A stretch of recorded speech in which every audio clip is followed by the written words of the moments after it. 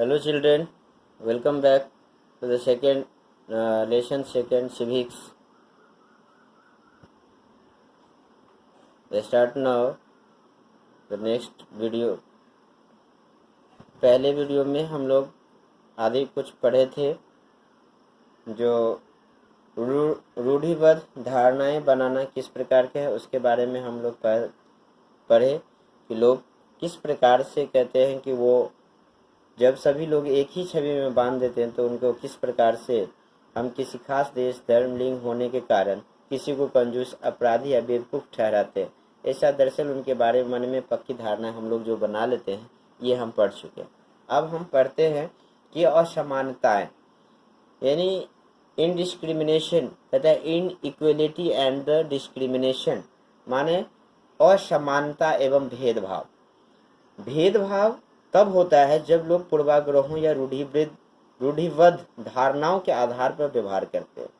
अगर हम या आप लोग को नीचा दिखाने के लिए कुछ करते हैं, अगर आप इन्हें कुछ गतिविधियों में भाग लेने से रोकते हैं, किसी खास नौकरी को करने से रोकते हैं या किसी मोहल्ले में रहने नहीं देते, एक ही कुएं या हैंडपंप से पानी नहीं लेने देते और दूसरे द्वारा इस्तेमाल किए जा रहे कप या गिलास में चाय नहीं पीने देते, तो इसका मतलब है कि आप उनके साथ भेदभाव कर रहे हैं। ये बहुत ही गलत कुछ हमारे समाज में है। भेदभाव discrimination can be take place because of several reason कहता है भेदभाव कई कारणों से हो सकता है। आप याद करें कि पिछले पाठ में समीर 1 और समीर 2 एक दूसरे से बहुत भिन्न थे। उदाहरण के लिए उनका धर्म अलग था। यह विविधता का एक पहलू है, पर यह भेदभाव का कारण भी बन सकता है। ऐसा तब होता है जब लोग अपने से भिन्न प्रथाओं और रिवाजों को निम्न कोटि का मानते हैं। दोनों समीरों में एक और अंतर उनकी आर्थिक पृष्ठभूमि का था। समीर 2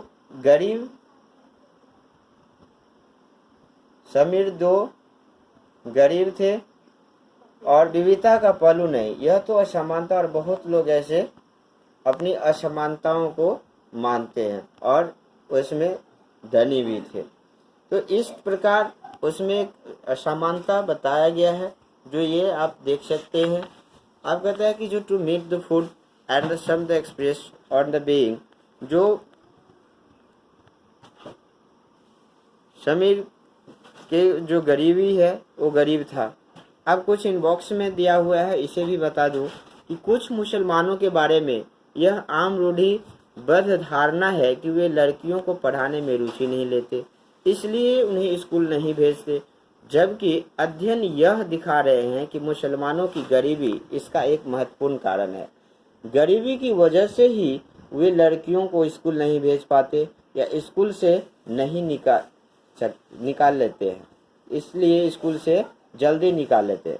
जहाँ पर भी गरीबी तक शिक्षा पहुँचाने के प्रयास किए गए हैं वहाँ मुस्लिम समुदाय के लोग उन्हें अपनी लड़कियों को स्कूल भेजने में रुचि दिखाई है। उदाहरण के तौर पर केरल में स्कूल प्रायः घर के पास है।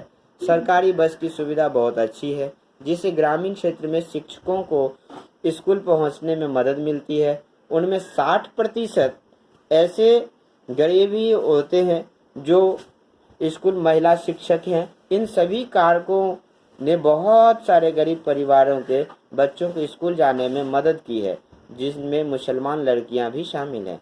दूसरे राज्यों में जहां ऐसे प्रयास नहीं किए गए वहां गरीब परिवारों के बच्चों को स्कूल जाने में मुश्किल आती है, चाहे वो मुसलमान हो, जनजातीय हो, अनुसूचित जाति के हों। जाहिर है कि मुसलमान लड़कियों की स्कूल से गैर हाजिर का कारण धर्म नहीं बल्कि गरीबी है।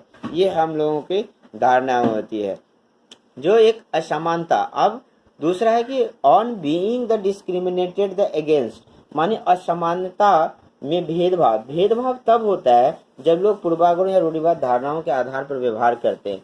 अगर आप ऐसे ही पढ़ते हैं, हम लोग जानते विविध पहलू नहीं, जो असमानता को बहुत लोगों के पास खाने कपड़े और घर की मूल जो जरूरतों को पूरा करने के लिए संसाधन और पैसे नहीं होते। इन कारण दफ्तरों, अस्पतालों, स्कूलों आदि में उनके साथ भेदभाव किया जाता है।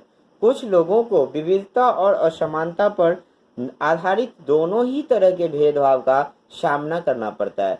एक तो वो ये इस कारण कि वे उस समुदाय के सदस्य हैं जिनकी सरस्वती को मूल्यवान नहीं माना जाता।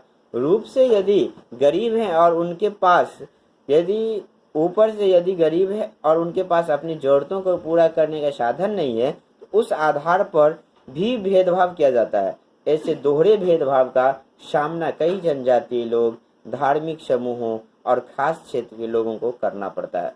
अब भेदभाव का सामना करने पर, on being the discrimination against, भेदभाव का सामना करने पर क्या होता है? The people to the engage to the different kinds of work like teaching, carpentry, pottery, weaving, fishing, farming etc to the earn the livelihood. कहता है कि अपनी आजीविका चलाने के लिए लोग अलग अलग तरह के काम करते हैं, जैसे पढ़ाना, बर्तन बनाना, मछली पकड़ना, बढ़ईगिरी, खेती में बुनाई इत्यादि। लेकिन कुछ कामों को दूसरे के मुकाबले अधिक महत्वपूर्ण माना जाता है। सफाई करना, कपड़े धोना, बाल काटना, कचरा उठाना जैसे कामों को समाज में कम महत्व का माना जाता है। इसलिए जो लोग इन कामों को करते हैं उन्हें गंदा और अपवित्र मानते हैं। यह जाति व्यवस्था का एक बड़ा ही महत्वपूर्ण पहलू है। जाति व्यवस्था में लोगों के समूहों को एक तरह की सीढ़ी के रूप में रखा गया है, जिनमें एक जाति दूसरी जाति के ऊपर का नीचे थे, उनके सीढ़ी से सबसे ऊपर उन्हें अपनी ऊंची जाति का और उत्कृष्ट माना जाता है। ऐसा कास्ट वाइज किया जाता है जो हम लोग समझते हैं। अब इसमें इस एक बॉक्स में कहा गया है कि दलित। अब दलित क्या है? तो दलित वह शब्द है जो नीची कही जाने वाली जाति के लोग अपनी पहचान के रूप में इस्तेमाल करते हैं। वे इस शब्द को अछूत से ज्यादा पसंद करते हैं। दलित का मतलब जिन्हें दबाया गया, कुचला गया हो। दलितों के अनुसार यह शब्द दर्शाता है कि कैसे सामाजिक पूर्वाग्रहों और भेदभाव ने दलित लोगों को दबाकर रखा है। सरकार ऐसे लोगों को अनुसूचित जाति के वर्ग में रखती है और उनकी बहुत सारी जो मदद है गवर्नमेंट के द्वारा वो किया जाता है ताकि उनकी परेशानी को दूर किया जा सके। अब जैसे इस चरित्र में देखिए कि जाति के आधार पर कक्षा में किसी बच्चे को दूसरे बच्चों से अलग बैठाना भेदभाव का एक रूप है। अगर उन्हें एक अलग बैठा दिया जाए और एक अलग से पढ़ाया जाए तो यह भी एक भेदभाव की देखा जाता है। तो सीढ़ी के तले में रखा गया उनके अछूत और अयोग्य कहा गया। जाति प्रथा के नियम एकदम निश्चित थे। इन अछूतों को दिए गए काम के अलावा और कई काम करने की इजाजत नहीं थी। उदाहरण के लिए कुछ समूहों को सिर्फ कचरा उठाने और मर को हटाने इजाजत थी। उन्हें ऊंची जाति के लोग घर में घुसने, गांव के कुएं से पानी लेने और यहाँ तक कि मंदिर में घुसने की भी इजाजत नहीं देती है। इनके बच्चे दूसरी जाति के बच्चों के साथ स्कूल में बैठ नहीं सकते थे। इस तरह ऊंची जाति के लोग को जो अधिकार हासिल था उसे उन्होंने कथाकथित अछूतों को वंचित रखा, यानी ये वंचित रखा जाता। अब इसी में एक क्वेश्चन दिया गया है जो आप देखिए, कहता है कि what is the difference between the discrimination and the destroyed, माने रूढ़िबद्ध धारणाओं एवं भेदभाव में क्या अंतर है। आपके how do you think a person who is the discriminated against might feel, आपके अनुसार किसी व्यक्ति के साथ भेदभाव होता है उसे कैसा महसूस होता है, माने किस प्रकार से उसे महसूस किया जाएगा। तो कहते हैं अगले पृष्ठ में हम यह पढ़ेंगे कि भारत की एक मशहूर हस्ती को भेदभाव का सामना करना पड़ा था। यह भाग हमें इससे समझने में मदद करेगा कि कैसे जाति के तहत बहुत बड़ी संख्या में लोग भेदभाव शिकार हुए। भारत के एक महान नेता जो हम लोग जानते होंगे और आज भी जान लेंगे कि एक महान नेता डॉक्टर भीमराव अंबेडकर ने जाति व्यवस्था पर आधारित भेदभाव के अपने अनुभवों के बारे में लिखा है। यह अनुभव उनको 1901 में यानी 1901 when he was just 9 years old, जब 1901 में हुआ था, जब वह केवल 9 साल के थे। वे महाराष्ट्र में केड़गांव में अपने भाइयों के साथ पिता से मिलने गए थे। बड़ी देर हमने इंतजार किया पर कोई नहीं आया। 1 घंटा बीत गया तो स्टेशन मास्टर ने पूछा, तो उन्होंने ये एक व्यक्त कर रहा है कि घंटा बीत गया तो स्टेशन मास्टर उनसे ये पूछते हैं पूछना कि गए, उन्होंने हमसे हमारे की टिकट मांगे जो हमें दिखा दिए। उन्होंने पूछा कि हम कहाँ क्यों रुके हुए थे। हमने बताया कि हमें कोरेगांव जाना था और हम पिताजी का उनके नौकर के सामने का इंतजार कर रहे थे, लेकिन दोनों में से कोई ऐसे नहीं पहुंच पाया था। हमें नहीं पता था कि केरगांव कैसे पहुंचते हैं। हमने बहुत अच्छे कपड़े पहन रखे थे। हमारे कपड़े और बोली से कोई भी अंदाज नहीं लगाया जा सकता था कि हम अछूते बच्चे थे। निश्चय ही स्टेशन मास्टर का यह लगा कि हम ब्राह्मण बच्चे हैं और वे हमारी मुश्किल को देखकर हमें परेशान हुए, जैसा कि हिंदुओं में होती ही है। स्टेशन मास्टर ने हमसे पूछा कि हम कौन हैं। बिना एक पल भी सोचे मेरे मुंह से निकल गया कि हम महार हैं। बम्बई प्रांत में महार समुदाय को अछूत माना जाता था। उनको एकदम से धक्का लगा, वे भौचक्के रह गए। उनके चेहरे पर अचानक परिवर्तन हुआ। हमने देखा कि उनके एक अजीब सी घृणा की भावना उन पर छली फूटी और हावी हो गई थी। उन्होंने जैसे ही मेरा जवाब सुना, वो अपने कमरे में वापस चले गए और हम वहीं की वहीं खड़े रह गए।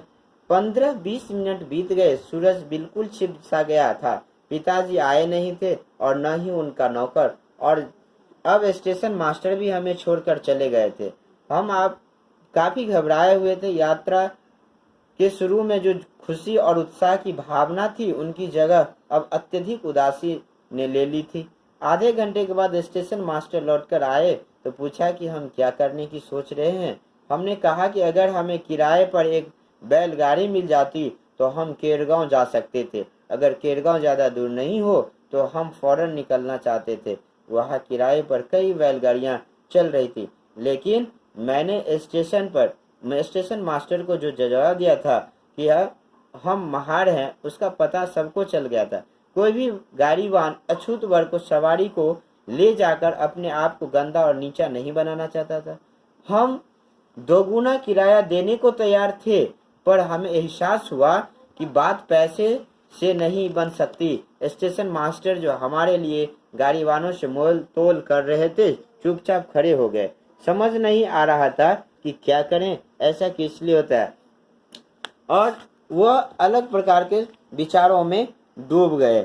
और कहता है कि ऐसे कर रहे थे कि चुपचाप खड़े हो गए और सोचने लगे कि अब हम क्या कर सकते हैं, यानी उदासी के रूप में वह सोचने लगे। यानी इसका जो सोर्स है, कहता है कि we have the stood the silent nod knowing what to do. अब विचार में यह है कि हम क्या करें, इसके लिए सोचने। तो डॉक्टर भीमराव अंबेडकर ने इसका जो सोर्स है, जो अंबेडकर राइटिंग एंड स्पेसेस खंड 12 संपादन बसंत मून बम्बई शिक्षा विभाग महाराष्ट्र सरकार, माने ये लिखा गया है उनके द्वारा।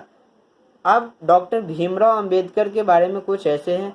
अब कुछ ऐसे भी नोटिस जो डिस्क्रिमिनेशन है, जो डॉक्टर भीमराव अंबेडकर का जो डिटेल है वो इस बॉक्स में दिया है, जो आप लोग इसे पढ़ेंगे और समझेंगे। समानता स्टाइबिंग द इक्वालिटी, प्रयास और असमानता।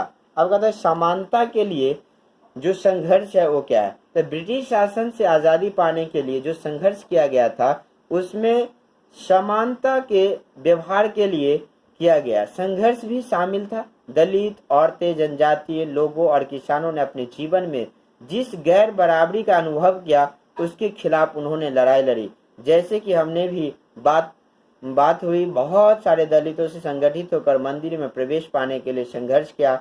महिलाओं ने मांग की कि जैसे पुरुषों के पास शिक्षा की अधिकार है, ऐसा अधिकार मेरे पास भी हो, वैसे ही उन्हें अधिकार मिले। किसानों और दलितों ने उन्हें अपने आप को जमींदारों और उनकी ऊंची ब्याज की दर से छूट कर दिलाने के लिए संघर्ष किया। कहता है कि 1947 में जो भारत जब आजाद हुआ और एक राष्ट्र बना, तो हमारे नेताओं ने समाज में व्याप्त कई तरह की असमानताओं पर विचार किया। संविधान को लिखने वाले लोग भी इन बात से अवगत थे कि हमारे समाज में कैसे भेदभाव किया जाता है और लोगों के उनके खिलाफ किस तरह संघर्ष किया है। कई नेता इन लड़ाइयों के लिए हिस्सा थे, जैसे डॉक्टर अंबेडकर। इसलिए नेताओं ने संविधान में ऐसी दृष्टि और लक्ष्य रखा जिससे भारत में सभी लोगों को बराबर माना जाए। समानता को एक अहम मूल्य की तरह माना गया है, जो हम सभी को एक भारतीय के रूप में जोड़ती है।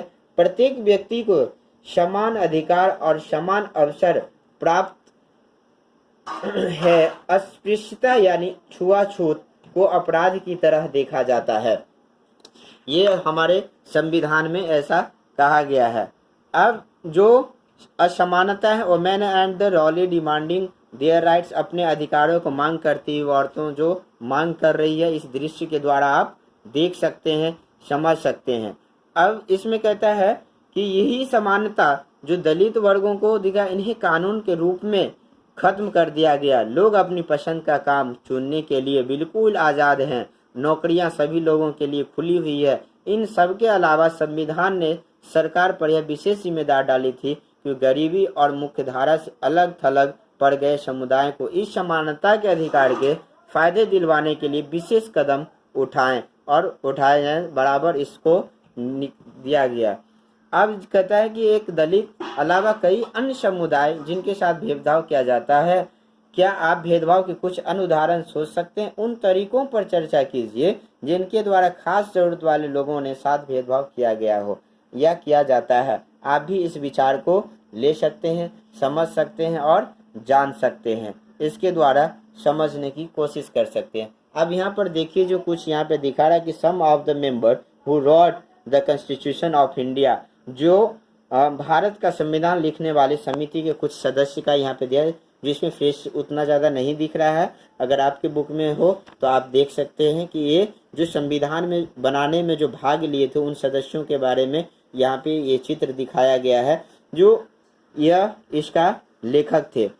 अब इसी में इसके द्वारा कहा गया कि हालांकि हमारे संविधान में इन विचारों पर जोर दिया गया है, पर यह पाठ इसी बात को पढ़ाता है कि असमानता आज भी मौजूद है। असमानता वह मूल्य है जिसके लिए हमें निरंतर संघर्ष करते रहना। लोगों का भारतीय के लिए समानता का मूल्य प्रस्तावित जीवन का हिस्सा बने, सच्चाई बने। इसके लिए लोगों के संघर्ष, उनके आंदोलन और सरकार द्वारा उठाए जाने वाले कदम बहुत ही जरूरी हैं। संविधान के लेखकों ने यह भी कहा कि विविधता की इज्जत करना, उसे मूल्यवान बनाना, मानना समानता सुनिश्चित करने में बहुत ही महत्वपूर्ण कारक है। उन्हें यह महसूस किया कि लोगों को अपने धर्म का पालन करने, अपनी भाषा बोलने, अपने त्योहार मनाने और अपने आप को खुले रूप में अभिव्यक्त करने की आज़ादी होनी चाहिए। उन्होंने कहा कि कोई एक भाषा, धर्म या त्योहार सबके लिए अनिवार्य नहीं बनना चाहिए। उन्होंने जोर दिया कि सरकार सभी धर्मों को बराबर मानेगी, इसलिए भारत एक धर्मनिरपेक्ष देश है जहां लोग बिना भेदभाव के अपने धर्म का पालन करते हैं। इसे हमारी एकता के महत्वपूर्ण कारक के रूप में देखा जाता है कि हम इकट्ठे रहते हैं और एक दूसरे के इज्जत करते हैं और सभी एक दूसरे के साथ जीते हैं और जीने देते हैं सभी। अब इसमें कुछ कुछ जो वर्ड है जो हमने इस पेज में भी आपको लिख दिए हैं, वो वर्ड भी लिख लेंगे। यहाँ भी लिख दिए हैं, यहाँ भी बहुत सारे वर्ड्स हैं जो लिख दिए। कुछ इसमें जो लेटर्स हैं ये आप देखिए कि कहता है उद्देशिका, यानी इसका जो उद्देशिका है वो क्या है। इस कॉन्स्टिट्यूशन में कहता है first the page of the constitution that the clearly the states that all the times and the attitude the quality of the status of the opportunity।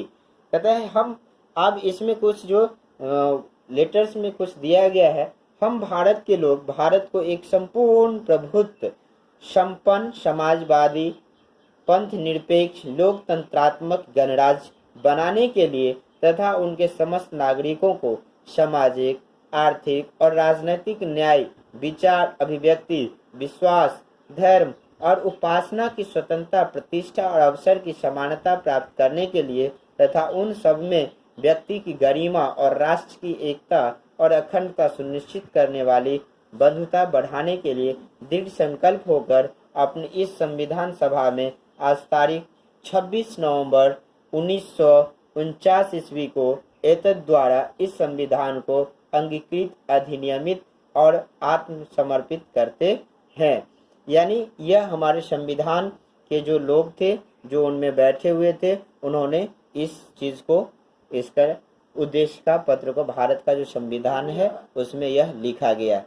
अब आगे है कि क्वेश्चन, कुछ जो क्वेश्चन दिया गया है इसके बारे में आप समझ सकते हैं कि इसमें एक अभ्यास है जो कहता है कि मैचिंग करने के लिए आप मैच कीजिए। जो पहला का जो मान है कि आप यह कैसे बनाएंगे, तो देख सकते हैं कि हमने यहाँ पे लिख दिया है कि किसको किससे मिलाना है, 3, 4, 1 और 2 ऐसे हमको मैचिंग करना है, इसे जो मिलाना है। आगे का जो इसका क्वेश्चन है वो मैं बता दूं कि दूसरा क्वेश्चन है आपको कि लड़कियां माँ बाप के लिए बोझ है। यह रूढ़िबद्ध धारणा की एक लड़की के जीवन की किस तरह प्रभावित करती है, उसके अलग अलग 5 प्रभावों का उल्लेख कीजिए। माने 5 ऐसे प्रभाव जो है कारण है जिसका उल्लेख करना है। भारत का संविधान समान तीसरा, भारत का संविधान समानता के बारे में क्या कहता है? आपको यह क्यों लगता है कि सभी लोगों में समानता होना जरूरी है? चौथा है कि कई बार लोग हमारी उपस्थिति में ही पूर्वाग्रह से भरा आचरण करते हैं। ऐसे में अक्सर हम कोई विरोध करने की स्थिति में नहीं रहते, क्योंकि मुंह पर तुरंत कुछ कहना मुश्किल जान पड़ता है। अपनी कक्षा को 2 समूहों में बांटकर प्रत्येक समूह एक चर्चा के की गई परिस्थितियों में से वे क्या करेंगे। यानी ऐसे जो कुछ समूह हैं जिसके द्वारा हम लोग समझ सकते हैं। गरीब होने के कारण, माने पहला टॉपिक है कि गरीब होने के कारण एक सहपाठी को आपका दोस्त चिढ़ा रहा है। दूसरा, आप अपने परिवार के साथ टीवी देख रहे हैं और उनमें कोई सदस्य किसी खास धार्मिक समुदाय या पूर्वाग्रहित टिप्पणियां करता है। आपकी कक्षा के बच्चे एक लड़की के साथ मिलकर खाना खाने से इनकार कर देते हैं क्योंकि वे सोचते हैं कि वह गंदी है। किसी समुदाय के खास उच्चारण का मजाक उड़ाते हुए कोई आपको चुटकुला सुनाता है। लड़के लड़कियों पर टिप्पणी कर रहे हैं, लड़कियां उनकी तरह नहीं खेल सकती। यानी ये जितने सारे हैं, इन सभी पर हम लोग आपस में डिस्कस, इन समूहों को, इन परिस्थितियों के विभिन्न समूहों ने कैसा बर्ताव करने की बात की, इन सभी पर हम लोग बात कर सकते हैं। अपने बुजुर्गों से भी बात कर सकते हैं, अपने शिक्षक से इस पर डिस्कस कर सकते हैं, और अपने से जो हमारे जो दोस्त हैं, बहुत ऐसे भी होंगे जो हम जानते हैं, हमारे दोस्त जानते हैं, हमारे पिताजी जानते हैं, माताजी भी जानते हैं, हमारे जो बड़े बुजुर्ग हैं अगल बगल है वो भी जानते हैं, और हमारे शिक्षक भी जानते हैं। अगर कोई ऐसे ही कुछ बिंदुएं होती है जो हमारी समझ से बाहर होती है, तो हम अपने बड़े से या हम अपने शिक्षकों से इस चीज़ को और इस असमानताओं को या अपनी जो समझ से जिस बिंदु को हम नहीं समझ पाते हैं उसको भिन्न रूप से हटाने की प्रयास करेंगे। मुझे आशा है कि आप लोग इस चैप्टर में हमारी जो पढ़ाया गया हुआ वर्ड को सभी अच्छे से समझेंगे, सुनेंगे और इसे तैयार करेंगे। क्वेश्चन आंसर जो कुछ अगले वीडियो में कुछ ऐसे जो नए नए कुछ क्वेश्चन बना के चैप्टर से क्वेश्चन आंसर बना के वीडियो में डाला जाएगा। उस वीडियो को भी देख के आप लोग क्वेश्चन आंसर अपने कॉपी में बनाएंगे। Thank you.